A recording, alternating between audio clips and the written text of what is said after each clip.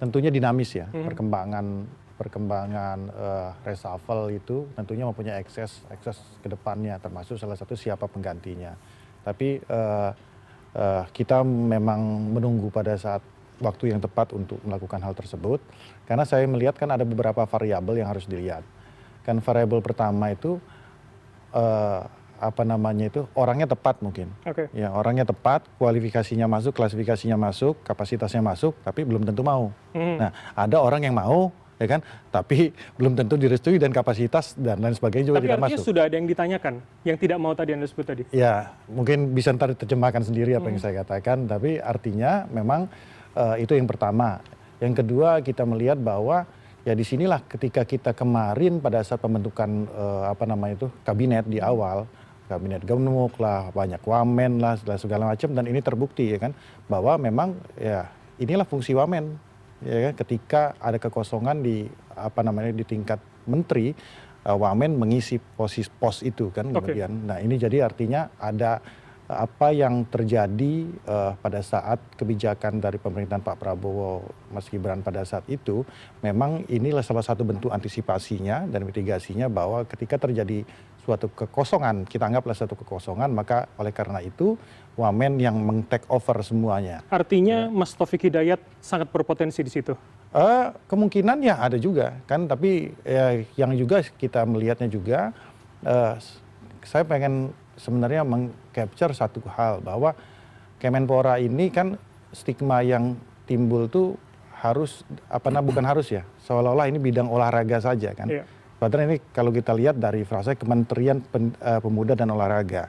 Jadi bukan hanya ngurusin masalah olahraganya saja, tapi harus juga masalah kepemudaannya kan gitu kan. Makanya kemarin itu komposisinya kan yang dilihat ada komposisi dari yang dianggap mewakili pemuda mungkin Mas Dito, dan mewakili dari bidang olahraganya karena basicnya atlet dari Mas Taufik Hidayat. Dan oleh karena itu, nah ini Mas Toto dan yang lain-lain mungkin akan menjawabnya, apakah komposisi ini nanti yang akan diisi ini oleh dari bidang kepemudaan, ya kan, atau dua-duanya dari bidang atlet.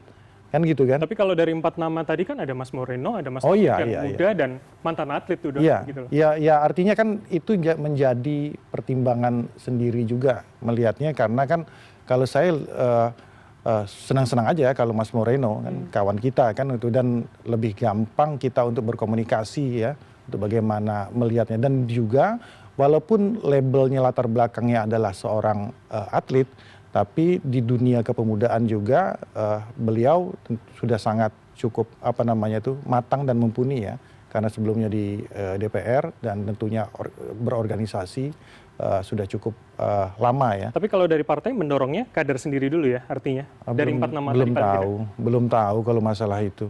Ya kan, kalau itu mah kembali ya, walaupun ini sedikit klise ya, tapi memang hak prerogatif daripada presiden untuk melihat ini. Jadi ya kalau saya ngelihatnya gini, karena apakah ini menunggu momentum yang tepat, namanya sudah ada, tapi momentum yang tepat. Nah kalau lihat nih, saya mewakili Mas Toto kan gitu kan.